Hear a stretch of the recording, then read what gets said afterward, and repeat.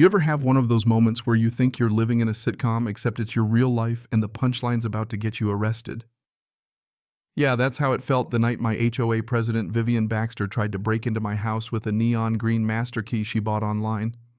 I wish I could say I was surprised, but honestly, if you knew Vivian, you'd know she's the type who treats suburbia like it's her own personal kingdom, and we're just peasants who should be grateful for her rules. Let me back up a sec. This all started on a Tuesday that was supposed to be boring. Me and my son Dylan camped out on the couch with sweet and sour chicken wrestling with those tiny sauce packets that never open right, half watching some rerun, when this envelope just slides under my front door like it's a ransom note. Bright yellow screaming HOA letterhead. I open it, and bam, $500 fine because apparently my fence is 3 inches too tall. 3 inches. I look at Dylan, who's already shaking his head with a mouthful of chicken, and I just say something I probably shouldn't repeat here, then toss that letter onto the counter, like yesterday's trash. Before I can even sit down again, there's this pounding at the door, not knocking but pounding like someone's about to bust in with a search warrant. I peek through the peephole and there she is. Vivian Baxter herself, decked out in 4-inch heels, sunglasses the size of dinner plates, shoulder pads like she's suiting up for war, and in her hand what looks like a neon green glow stick, only it's got a keychain on it. She looks like she's here to either sell me Tupperware or launch a coup. I crack the door open just enough to block her from barging in and go, "Evening, Vivian." "What's the occasion besides trespassing?" "Behind me." Dylan's gone completely silent, which means he's probably recording, because if there's one thing this woman loves more than power, it's being on camera. Vivian raises that ridiculous green key like it's Excalibur and declares this is a universal access device. I bought it from a reputable security site online. It opens 90% of homes in this development, and since you ignored the notice about your fence, I'm here to conduct a full inspection. You know what I mean? It would have been hilarious if it wasn't my door she was about to break into. So I just cross my arms and say, "Vivian, did that site also sell you a bridge in Brooklyn?" Her face turns this shade of red I haven't seen since my mom tried to make beets for Thanksgiving, and then she actually tries to jam that plastic prop into my lock. It's too thick, wrong shape, probably not even metal. At this point, I'm just trying not to laugh, but I tell her as calm as I can, "You need to leave before you dig yourself in any deeper." That's when she pulls out her phone right there on my porch and calls 911, dramatic, every button pressed like she's auditioning for an Oscar. "Yes, I'm the HOA president," she tells the dispatcher, loud enough for the neighbors to hear, "and the homeowner is threatening me, won't let me conduct my legal duties. I'm being harassed." The best part. The dispatcher on the other end is Dylan, my son, sitting 10 feet away in the living room just listening to her lose it. He's totally deadpan. "Ma'am, is there immediate danger to your person?" Vivian stammers. "Well, he's standing there looking threatening, and he said my key was fake." Dylan goes, "Ma'am, did you say master key? Is it registered with the National Locksmith Guild? I swear I nearly lost it right there." Vivian's digging in her bag, spills half her stuff on my porch. Lipstick, fine pads, a wallet so packed with citations it looks like she's running a side hustle, and she's muttering, "I don't know, it's just a key." By now you've got neighbors peeking through their curtains. Phone's out, someone's definitely streaming this to the group chat. Then Dylan texts me, "Got this, Dad." Vivian keeps yelling into her phone, pacing up and down, ranting about property values and community standards, how I'm single-handedly bringing down the neighborhood.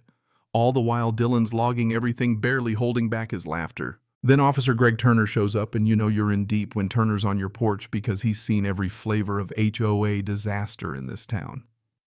Vivian goes full Victorian fainting couch, dabbing her eyes with a handkerchief, claiming I terrorized her. She even shows Turner a photo on her phone, supposedly my fence, spray-painted neon pink. But it's the wrong house number, wrong window. And since when do I have a palm tree in Ohio? Turner just looks at her, looks at me, and asks, "Mr. Caldwell, care to explain?" So I read the HOA bylaw right off my phone. No board member may enter a property without written consent or a court order. Turner raises his eyebrow and goes, "Ma'am, you wrote this bylaw, didn't you?" Vivian sputters something about context, but then plot twist my neighbor Henry from 2 doors down walks up with a fine notice in hand. "Hey, Turner," he says. "Vivian sent me this for waving at Ryan this morning. Said I was endorsing misconduct. Is that even legal?" Suddenly, more neighbors start speaking up. Sophia, single mom and ER nurse from across the street, steps forward with a stack of printouts and starts scrolling through her phone. Turns out Sophia taught herself digital forensics during her messy divorce, and she's got receipts, Venmo logs, emails, screenshots showing Vivian's been using HOA funds for her personal shopping. Girl's got skills. Here's where it really gets wild. Sophia uncovers something called Project Clearline. Vivian's big plan to shame, fine, and push out homeowners who didn't fit her vision of the perfect neighborhood. Guess who was at the top of her list? Yours truly. That night, we called an emergency HOA meeting. Practically the whole neighborhood showed up. Vivian walked in swinging that green key on her wrist like she'd won an award, played some grainy security footage on the projector, someone spray painting a fence, supposedly me. Then Sophia hijacks the projector with her own evidence, emails, receipts, audio recordings, you name it. Dylan walks in now in his dispatcher uniform holding a thick folder of 911 transcripts, 47 bogus calls, all made by Vivian, every single one. You could feel the room turning. Phones were out, whispers everywhere, and then Henry holds up a petition, 237 signatures, that's 94% of the neighborhood. Officer Turner looks at Vivian, who's gone from beet red to ghost pale, and says, "Ma'am, state investigators are en route. You may want to stay quiet from here on out." Vivian snaps, really snaps. "You're all ungrateful. I built this neighborhood. Without me, you'd be nothing." She backs up right into two state agents waiting at the door. They read her rights, take the green key as evidence, and as she's being walked out, still shrieking about conspiracies and ungrateful neighbors, she locks eyes with me and says, "This isn't over." And you know what? For a second, I believed her. But for that moment, just for that night, it was over. We celebrated with pizza at my kitchen table, me, Dylan, Henry, Sophia, just soaking in that weird relief that comes when you realize you're finally not the crazy one.